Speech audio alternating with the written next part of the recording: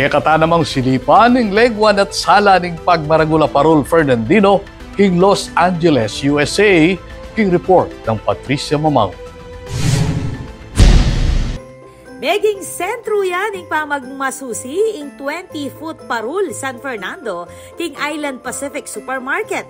Kay bat lang may tipon-tipon ring Pilipino, iba't kareng miyayaliwang party ng California para king meto nga makuleng lighting event.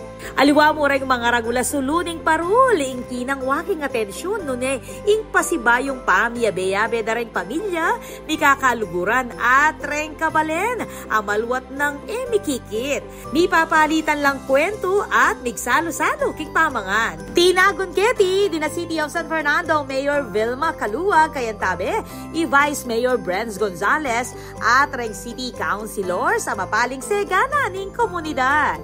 May kipagkomustahan niya ikaluwag, kareng kapwa Fernandino at Filipino-Americans, abalaos amanyulong king kultura, sining at tradisyoning syudad, andyang at yunala tingaliwang bansa.